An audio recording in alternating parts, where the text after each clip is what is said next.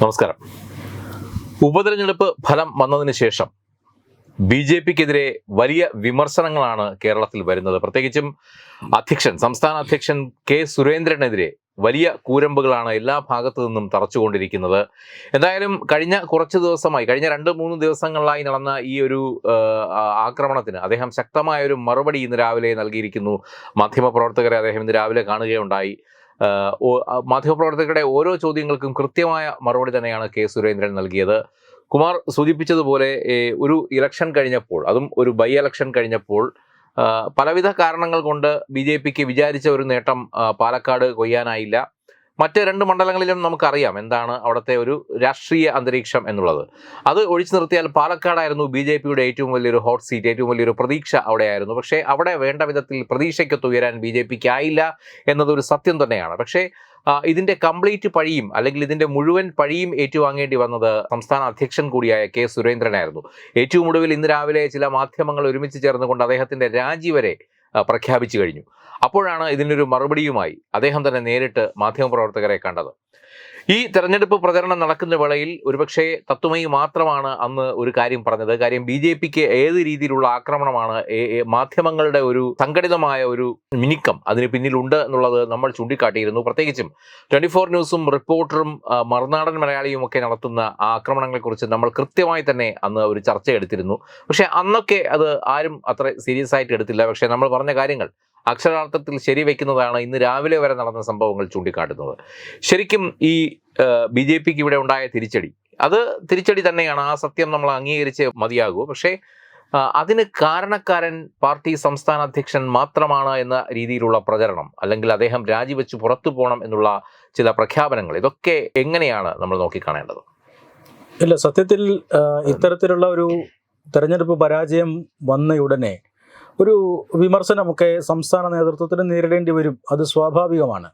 പക്ഷേ കാര്യം മനസ്സിലാക്കാതെ ചില വിമർശനങ്ങളും ചില ചർച്ചകളും ഇവിടെ നടക്കുന്നുണ്ട്. അത് പാലക്കാട് തെരഞ്ഞെടുപ്പ് ബി.ജെ.പിയുടെ സിറ്റിംഗ് സീറ്റിൽ തോറ്റതുപോലെയാണ് പലരും ആവേശം കൊള്ളുന്നത്. കാരണം ബി.ജെ.പി പാലക്കാട് ഒരിക്കലും വിജയിച്ചിട്ടില്ല. പക്ഷേ കഴിഞ്ഞ 2-3 തെരഞ്ഞെടുപ്പുകളിലായി ഒരു ക്ലോസ് ഫൈറ്റ് നടത്തുന്നുണ്ട്. അങ്ങനെയുള്ള ഒരു പാർട്ടിയാണ്. അതുകൊണ്ട് തന്നെ പാലക്കാട് വിജയിച്ചില്ല എന്നതുകൊണ്ട് ഇവിടെ ആകെ മാനമിടിഞ്ഞു വീഴും എന്നൊന്നും നമുക്ക് പറയാൻ കഴിയില്ല. മാത്രമല്ല, ഈ ഒരു പാലക്കാട് തെരഞ്ഞെടുപ്പിൻ്റെ ഒരു പ്രത്യേകത, ഒരു രാഷ്ട്രീയ പ്രാധാന്യം എന്നത് തൃശ്ശൂരിൽ അക്കൗണ്ട് തുറക്കുന്നു, പിന്നാലെ പാലക്കാട് വിജയിച്ച് നിയമസഭയിലേക്കും അക്കൗണ്ട് തുറന്നാൽ ബി.ജെ.പിയെ സംബന്ധിച്ചിടത്തോളം ഒരു വലിയ രാഷ്ട്രീയ കൊടുങ്കാറ്റായി ഇതാ ബി.ജെ.പി വരുന്നു എന്നൊരു സന്ദേശം നൽകാൻ കഴിയുമായിരുന്നു. അതായത് ഇപ്പോൾ ഒരു 2 പന്തുകളിൽ 2 വിക്കറ്റ് എടുത്ത ബൗളർ മൂന്നാമത്തെ പന്തിൽ തന്നെ മറ്റൊരു വിക്കറ്റ് കൂടി ഇട്ടാൽ ഹാട്രിക് നേടും ഇതുപോലെ ഒരു സാഹചര്യമായിരുന്നു. എന്ന് വെച്ചിട്ട് ഹാട്രിക് നേടിയില്ല എന്ന് വിചാരിച്ചിട്ട് ആ ബൗളർ ക്രിക്കറ്റിൽ നിന്ന് വിരമിക്കണം എന്ന് പറയാൻ നമുക്ക് കഴിയില്ല. അതുപോലെ ഒരു സമാനമായ സാഹചര്യമാണ് പാലക്കാടുള്ളത്. അതവിടെ നിൽക്കട്ടെ. പക്ഷേ മാധ്യമങ്ങളുടെ ഗൂഢാലോചന, അതിനെക്കുറിച്ചാണ് നമുക്ക് പറയാനുള്ളത്. കാരണം രാഷ്ട്രീയമായി പല ആരോപണങ്ങളും പ്രത്യാരോപണങ്ങളും വരും. തെരഞ്ഞെടുപ്പ് പരാജയം ഉണ്ടാകുമ്പോൾ പാർട്ടിക്കുള്ളിൽ, അത് ഏത് പാർട്ടിയായാലും പാർട്ടിക്കുള്ളിൽ ചില പ്രശ്നങ്ങളൊക്കെ വരും. അങ്ങോട്ടും ഇങ്ങോട്ടും പഴിചാരലൊക്കെ ഉണ്ടാവും. അതവിടെ നിൽക്കട്ടെ. പക്ഷേ നമ്മൾ നേരത്തെ സൂചിപ്പിച്ചതുപോലെ തന്നെ ഈ കാര്യം ആദ്യം റിപ്പോർട്ട് ചെയ്തത് തത്വമയിയാണ്. അതായത് ബി.ജെ.പിക്കെതിരെ പാലക്കാട് ഒരു മാധ്യമ ഗൂഢാലോചന നടക്കുന്നുണ്ട്. ആ ഗൂഢാലോചനയിൽ പങ്കാളികളായിട്ടുള്ളത് 24 ന്യൂസും അതുപോലെ തന്നെ റിപ്പോർട്ടറും മറുനാടൻ മലയാളിയുമാണ് എന്നൊരു റിപ്പോർട്ട് നമ്മൾ നേരത്തെ ചെയ്തിരുന്നു. അതായത് അതിന് കോൺഗ്രസിന് വേണ്ടി കൃത്യമായി ബാറ്റ് ചെയ്യുന്ന രീതിയിൽ ആദ്യത്തെ ഏതാനും ദിവസങ്ങൾ ഈ കുഴൽപ്പണ കേസ് ചർച്ചയാക്കുക. അതിനുശേഷം ശോഭാ സുരേന്ദ്രൻ, ഈ തെരഞ്ഞെടുപ്പ് പ്രഖ്യാപിക്കുന്നതിന് മുമ്പ് തന്നെ പാലക്കാട് ശോഭാ സുരേന്ദ്രൻ ഒരു സ്ഥാനാർത്ഥിത്വത്തിന് വേണ്ടി ഇങ്ങനെ വലിയ രീതിയിലുള്ള നീക്കങ്ങൾ നടത്തുന്നു എന്ന് തോന്നിപ്പിക്കുന്ന രീതിയിലുള്ള റിപ്പോർട്ടുകൾ നിരന്തരം ചെയ്യുക, ഇതൊക്കെ ഇവർ നടത്തിയിരുന്നതാണ്. ഇന്ന് രാവിലെ സമാനമായ ഒരു സാഹചര്യം ഉണ്ടായി. അതായത് 24 ന്യൂസിൻ്റെ റിപ്പോർട്ടർ ദീപക് ധർമ്മടവും എസ് ശ്രീകാന്തും ഒരു വാർത്ത ബ്രേക്ക് ചെയ്യുന്നു. ആ വാർത്ത മറ്റൊന്നുമല്ല, ഇതാ ബി.ജെ.പിയുടെ സംസ്ഥാന അധ്യക്ഷൻ കെ സുരേന്ദ്രൻ രാജിവെക്കാൻ പോകുന്നു, അദ്ദേഹം രാജ്യസന്നദ്ധത കേന്ദ്ര നേതൃത്വത്തെ അറിയിച്ചു കഴിഞ്ഞു എന്നതാണ്. അതിനുശേഷം ഇവർ ആദ്യ ബൈറ്റ് എടുക്കുന്നത് സന്ദീപ് വാര്യരുടേതാണ്. സന്ദീപ് വാര്യർ പറയുന്നത് ഇത് ബി.ജെ.പിയുടെ അല്ലെങ്കിൽ സുരേന്ദ്രൻ്റെ നാടകമാണ്, രാജിവെക്കേണ്ട എന്ന് പറയാതിരിക്കാനുള്ളൊരു നാടകമാണ് എന്ന് സന്ദീപ് വാര്യർ പറഞ്ഞു വയ്ക്കുന്നു. അതിനുശേഷം ഇവർ ഈ വാർത്ത ഇങ്ങനെ പൊലിപ്പിക്കുന്നു. ഇതാ 12 മണിക്ക് വാർത്താ സമ്മേളനം വിളിച്ചിരിക്കുന്നു, 12 മണിക്ക് രാജിവെച്ചേക്കാം എന്നൊക്കെയുള്ള ഒരു സ്പെക്കുലേഷൻ ഇങ്ങനെ രാവിലെ തന്നെ നിർത്തുന്നു. അതിനുശേഷം സി കൃഷ്ണകുമാറിന്റെ ബൈറ്റ് എടുക്കുന്നു. സത്യത്തിൽ ഈ ഒരു മാധ്യമ ഗൂഢാലോചന, ഇന്നത്തെ ഗൂഢാലോചന അദ്ദേഹം പൊളിച്ചെടുക്കുകയാണ് ചെയ്തത്. അദ്ദേഹം പറഞ്ഞത് 10 മിനിറ്റ് മുമ്പ് പോലും സംസ്ഥാന അധ്യക്ഷൻ കെ സുരേന്ദ്രനെ ഞാൻ വിളിച്ചിരുന്നു. നിങ്ങൾ ഈ പറയുന്നത് പോലുള്ള ഒരു വാർത്ത പരക്കുന്ന കാര്യം ഞാൻ അദ്ദേഹത്തെ അറിയിച്ചു. പക്ഷേ ഈ കാര്യം അദ്ദേഹം അറിഞ്ഞിട്ട് പോലുമില്ല എന്നാണ് അദ്ദേഹം എന്നോട് പറഞ്ഞത്. അതുകൊണ്ട് തന്നെ ഈ വാർത്ത അടിസ്ഥാനരഹിതമാണ് എന്ന് സി കൃഷ്ണകുമാർ പറയുന്നുണ്ട്. അപ്പോൾ തന്നെ വാർത്ത ബ്രേക്ക് ചെയ്ത റിപ്പോർട്ടർമാർ ഒന്നടങ്കം പറയുന്നു, വാർത്ത കേന്ദ്ര നേതൃത്വം സ്ഥിരീകരിച്ചിരിക്കുന്നു, സംസ്ഥാനത്ത് കെ സുരേന്ദ്രൻ അത് ഞങ്ങളുടെ വാർത്ത സ്ഥിരീകരിച്ചിരിക്കുന്നു എന്നൊക്കെയുള്ള ഒരു ഉരുണ്ടുകളികളാണ്. പിന്നീട് പത്രസമ്മേളനത്തിൽ അദ്ദേഹം വ്യക്തമായി കാര്യങ്ങൾ പറയുന്നു. ഞാൻ നിൽക്കണമോ പോണോ എന്ന തീരുമാനം എടുക്കേണ്ടത് സംസ്ഥാന നേതൃത്വമല്ല, കേന്ദ്ര നേതൃത്വമാണ്. കേന്ദ്ര നേതൃത്വം അങ്ങനെയൊന്ന് തീരുമാനിച്ചാൽ അതിന് എൻ്റെ ഭാഗത്ത് നിന്ന് തടസ്സങ്ങളൊന്നും ഉണ്ടാവില്ല എന്ന് അദ്ദേഹം പറഞ്ഞു വയ്ക്കുന്നു. സ്ഥാനാർത്ഥി നിർണയവുമായി ബന്ധപ്പെട്ട് ഈ മാധ്യമങ്ങൾ നടത്തിയ പ്രചരണങ്ങൾക്ക് അദ്ദേഹം കൃത്യമായ മറുപടി നൽകുന്നുണ്ട്. അതായത് സ്ഥാനാർത്ഥി നിർണയവുമായി ബന്ധപ്പെട്ട് പ്രവർത്തകരുടെയും നേതാക്കന്മാരുടെയും ഒക്കെ അഭിപ്രായം ശേഖരിക്കാൻ പോയത്, അല്ലെങ്കിൽ അതിൻ്റെ ചുമതല കുമ്മനം രാജശേഖരനായിരുന്നു. കുമ്മനം രാജശേഖരൻ 3 പേരുകൾ അവിടെ നിന്നും 3 പേരുകൾ അടങ്ങിയ പട്ടികയിലേക്ക് വരുന്നു. ആ പട്ടിക സംസ്ഥാന നേതൃത്വം 4-4.5 മണിക്കൂർ ചർച്ച ചെയ്യുന്നു. ആ ചർച്ചയിലൂടെയാണ് ഈ 3 സ്ഥാനാർത്ഥികൾ ഒരാളെ തിരഞ്ഞെടുക്കുന്നത്. ഇതിൽ 2 പേർ മത്സരത്തിനില്ല എന്നറിയിക്കുന്നു. താല്പര്യമില്ലാഞ്ഞിട്ട് കൂടി പാർട്ടി പറഞ്ഞതനുസരിച്ച്, താല്പര്യമില്ലാഞ്ഞിട്ട് എന്ന് പറഞ്ഞത് ഒരു നെഗറ്റീവ് അർത്ഥത്തിലല്ല, പക്ഷേ അദ്ദേഹം പറഞ്ഞത് സി കൃഷ്ണകുമാറിന് മത്സരിച്ച തീരും അങ്ങനെയൊന്നുമില്ലായിരുന്നു. അദ്ദേഹം അങ്ങനെ ഒരു അവകാശവാദമേ ഉന്നയിച്ചിട്ടില്ല. പക്ഷേ പാർട്ടി പറയുന്നതനുസരിച്ച് അദ്ദേഹം മത്സരിച്ചു എന്നാണ് കൃത്യമായി വ്യക്തതയോടുകൂടി അദ്ദേഹം പറഞ്ഞത്. ഇനി പാർട്ടിയിൽ നിന്നും വരുന്ന ചില വിമർശനങ്ങൾ, അതായത് സമൂഹ മാധ്യമങ്ങളിലൊക്കെ പാർട്ടി അനുഭാവികളും പാർട്ടിയുടെ ഈ അനുകൂലികളായിട്ടുള്ള ആളുകളുമൊക്കെ എഴുതുന്നത് സുരേന്ദ്രനെതിരെ വലിയ വിമർശനം ഉയരുന്നു. പാർട്ടിക്കുള്ളിൽ നിന്ന് തന്നെ ഉയർന്ന വിമർശനമായിട്ടാണ് നമ്മളെല്ലാവരും കാണുന്നത്. അതിനെ അദ്ദേഹം കൃത്യമായി വേർതിരിച്ച് കണ്ടിട്ടുണ്ട്. പാർട്ടിക്കുള്ളിൽ തനിക്ക് അങ്ങനെ ഒരു വിമർശനം നേരിടേണ്ടി വരുന്നില്ല. പക്ഷേ ഒരു ചെറിയ വിഭാഗം ഈ രീതിയിൽ സമൂഹ മാധ്യമങ്ങളിൽ ഇത്തരത്തിലുള്ള ഒരു തനിക്കെതിരെയുള്ള നീക്കങ്ങൾ നടത്തുന്നുണ്ട്. അതെന്തുകൊണ്ടാണ് എന്ന് അദ്ദേഹം പറഞ്ഞു വെക്കുന്നുണ്ട്. അവിടെയാണ് കുമാർ ഒരു ചോദ്യമുള്ളത്. ഈ സമൂഹ മാധ്യമങ്ങളിലെ കൂലി എഴുത്തുകാർക്ക് സുരേന്ദ്രനോട് എന്താണ് ഇത്ര വിരോധം? ഇത് ഇന്നോ ഇന്നലെയോ തുടങ്ങിയതല്ല, കഴിഞ്ഞ കുറേ നാളുകളായി തത്വമയി തന്നെ പലതവണ റിപ്പോർട്ട് ചെയ്തിട്ടുള്ളതാണ്. നമ്മൾ ഇത് ഒരു ആളിൻ്റെ ഇതുപോലെ സമൂഹ മാധ്യമ നിരീക്ഷകനായ ഒരാളിൻ്റെ ഒരു ഫേസ്ബുക്ക് പോസ്റ്റ് ഇത്തരത്തിൽ വന്നപ്പോൾ അതിനെ അന്ന് ഇഴകേറി പരിശോധിച്ചുകൊണ്ട് നമ്മൾ സ്റ്റോർ ചെയ്തതാണ്. എന്താണ് ഇവർക്കെല്ലാം മാനസികമായി ഇദ്ദേഹത്തോടുള്ള ഒരു സ്വരച്ചേർച്ച? അതാണ് അതിൻ്റെ ഉത്തരമാണ് ഇന്ന് അദ്ദേഹം പറഞ്ഞു വെച്ചത്. അതായത് ഈ ചില കോൺഗ്രസ് അനുകൂലികൾ നമ്മുടെ ഇടയിലുണ്ട്, അത് പാർട്ടി അനുഭാവികൾക്കിടയിലുണ്ട്, പാർട്ടിക്ക് അനുകൂലമായി സമൂഹ മാധ്യമങ്ങളിൽ എഴുതുന്നവരിൽക്കുണ്ട്.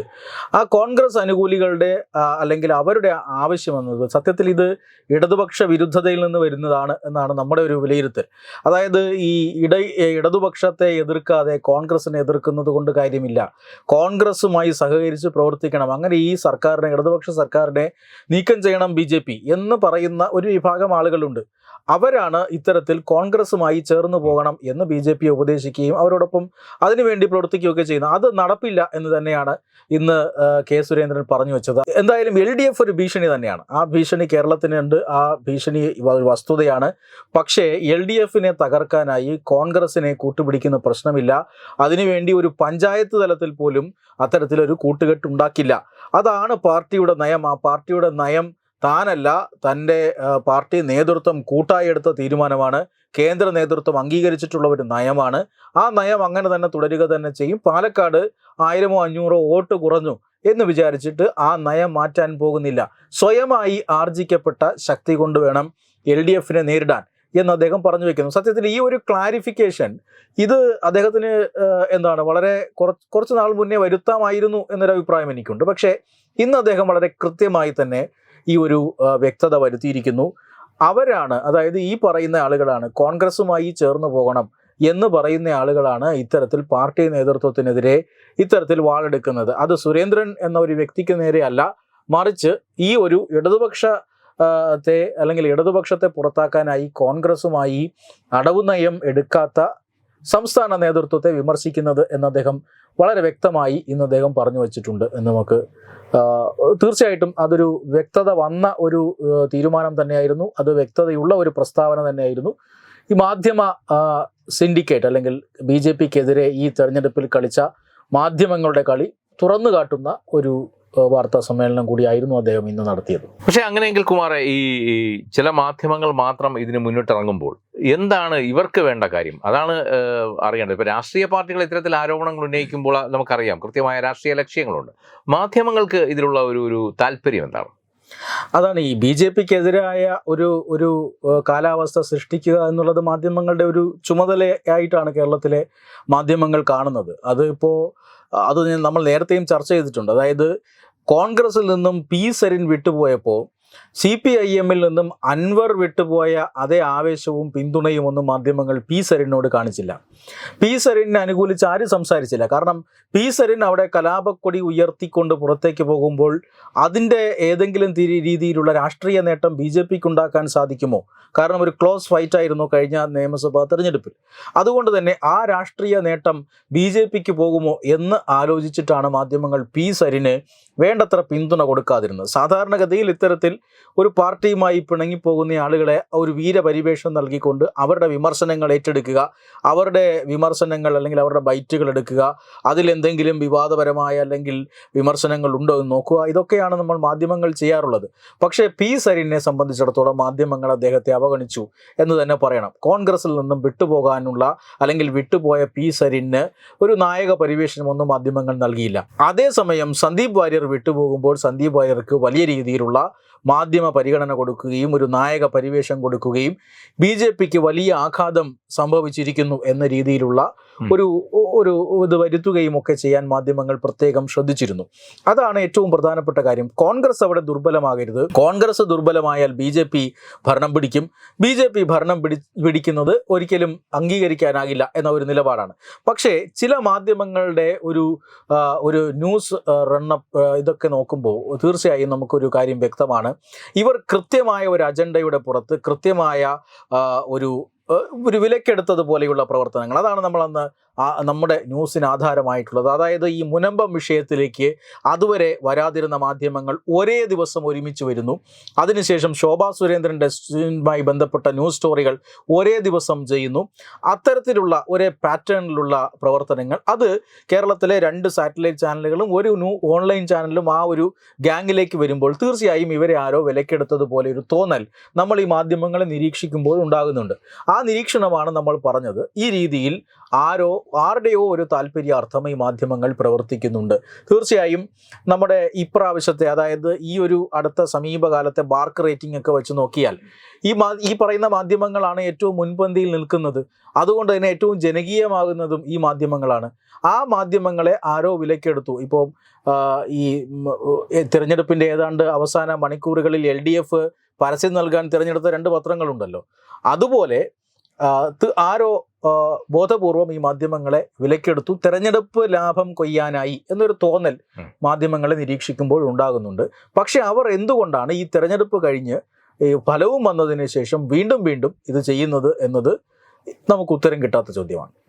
എന്തായാലും വലിയ വിവാദങ്ങളാണ് കഴിഞ്ഞ കുറച്ച് ദിവസങ്ങളായി BJP-യെ ചുറ്റിപ്പറ്റി ഉയർന്നു കേട്ടത്, BJP സംസ്ഥാന അധ്യക്ഷനെതിരെ ഉയർന്നു കേട്ടത്. പക്ഷേ അതിനൊക്കെ കൃത്യമായ മറുപടി നൽകിക്കൊണ്ട് തന്നെയാണ് അദ്ദേഹം ഇന്ന് മാധ്യമങ്ങളുടെ വായ അടപ്പിച്ചിരിക്കുന്നത്. പക്ഷേ മറ്റൊരു കാര്യം കൂടി ഇക്കാര്യത്തിൽ പറയണം. ഈ മാധ്യമ ഗൂഢാലോചന പറഞ്ഞപ്പോൾ ഇന്ന് ഞാൻ നേരത്തെ പറഞ്ഞതുപോലെ ദീപക് ധർമ്മടം വാർത്ത ബ്രേക്ക് ചെയ്യുന്നു. കൂട്ടിന് സപ്പോർട്ടിനായി S. ശ്രീകാന്ത് വരുന്നു. സ്റ്റുഡിയോയിൽ ശ്രീകണ്ഠൻ നായരുണ്ട്. ഇവരിങ്ങനെ ഈ ഒരു വാർത്തയെ അങ്ങ് പൊലിപ്പിച്ച് ഈ വാർത്താ ദിനം അങ്ങ് ഹൈപ്പിലോട്ട് കൊണ്ടുപോകാനായി ശ്രമിക്കുമ്പോഴാണ് ശ്രീകൃഷ്ണകുമാർ ഇടപെട്ട് ഇവിടെ ആ സ്റ്റോറി കുളമാക്കിയത്. ഇനി ഇവർക്ക് എങ്ങനെയെങ്കിലും അതിൽ നിന്ന് തലയൂരാൻ വേണ്ടി അവർ വായിച്ച പ്രകാശ് ജാവദേക്കറുടെ പ്രസ്താവന വന്നിരിക്കുന്നു. പ്രകാശ് ജാവദേക്കർ പറഞ്ഞിരിക്കുന്നു സുരേന്ദ്രൻ രാജിവെക്കേണ്ട എന്ന് പറഞ്ഞിരിക്കുന്നു. ആരും രാജിവെക്കുന്നില്ല എന്നും സുരേന്ദ്രൻ രാജിവെക്കുന്നു എന്നുള്ള ഈ ഊഹാപോഹങ്ങളൊക്കെ അടിസ്ഥാനരഹിതമാണ് എന്നും പ്രകാശ് ജാവദേക്കർ പ്രസ്താവന നടത്തിയിരുന്നു. പക്ഷേ അദ്ദേഹം പ്രസ്താവന നടത്തിയത് ശനിയാഴ്ചയാണ്. ഇന്നാണ് ഈ സെൻട്രൽ ഡെസ്കിൽ നിന്നും 24ന്റെ സെൻട്രൽ ഡെസ്കിൽ നിന്നും S. വിജയകുമാർ ചേരുകയും ആ പ്രസ്താവന വായിക്കുകയും അവസാനം സുരേന്ദ്രൻ്റെ ആ ഒരു രാജ്യസന്നദ്ധത കേന്ദ്രം തള്ളി എന്ന രീതിയിൽ വരുത്തി തീർത്തുകൊണ്ട് ഈ ഒരു നാടകം അവസാനിപ്പിക്കുകയും ചെയ്യുന്നത് എന്നുള്ളതാണ്. എന്തായാലും ഈ പറഞ്ഞതുപോലെ ഇത്തരത്തിലുള്ള ഗൂഢാലോചനകൾക്കുള്ള ഒരു മറുപടി തന്നെയാണ് ഇന്ന് സംസ്ഥാന അധ്യക്ഷൻ വാർത്താ സമ്മേളനത്തിലൂടെ മറുപടി നൽകിയത്. പക്ഷേ ഇതുകൊണ്ട് ഒന്നും മാധ്യമങ്ങൾ അടങ്ങിയിരിക്കുമെന്ന് തോന്നുന്നില്ല. പുതിയ തന്ത്രങ്ങളുമായി അല്ലെങ്കിൽ പുതിയ മുറകളുമായി, പുതിയ യുദ്ധമുറകളുമായി അവർ വീണ്ടും വരും. അതുകൊണ്ട് തന്നെ വരുന്ന നാളുകൾ, വരുന്ന അടുത്ത ദിവസങ്ങളിൽ ഇതിനേക്കാളും ഒരുപക്ഷെ കലുഷിതമായി മാറും അന്തരീക്ഷമെന്ന് നമുക്ക് പ്രതീക്ഷിക്കാം. നമസ്കാരം. Powered by Jyothis, realising your dream home.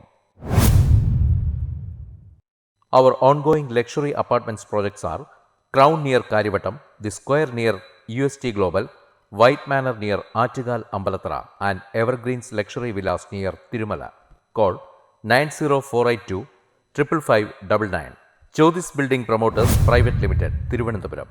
Balaramapuram Sulthana ജ്വല്ലറിയുടെ ഓണം ഓഫർ. ഏതൊരു പർച്ചേസിനും ഓണപ്പുടവ സമ്മാനം, ഒപ്പം ഓണക്കിറ്റുകളും. 10 പവന് മുകളിലുള്ള വിവാഹ പർച്ചേസുകൾക്ക് പവന് 5000 രൂപയുടെ കിഴിവും, അതിന് താഴെയുള്ള വിവാഹ പർച്ചേസുകൾക്ക് 3000 രൂപയുടെ കിഴിവും, ഒപ്പം സ്വർണ്ണ നാണയങ്ങളും ഗൃഹോപകരണങ്ങളും സമ്മാനം. പഴയ 916 സ്വർണ്ണാഭരണങ്ങൾ മാറ്റി വാങ്ങുമ്പോൾ വിലയിലോ തൂക്കത്തിലോ വ്യത്യാസം വരാതെ പുതിയ ഡിസൈനിലുള്ള 916 HUID സ്വർണ്ണാഭരണങ്ങൾ മാറ്റി വാങ്ങാൻ സുവർണാവസരം. ഈ ഓണത്തിന് പതിവിലും വ്യത്യസ്തമായി അതിശയിപ്പിക്കുന്ന ഓഫറുകളും ഓണ സമ്മാനങ്ങളുമായി Sulthana jewellery, main road, Balaramapuram.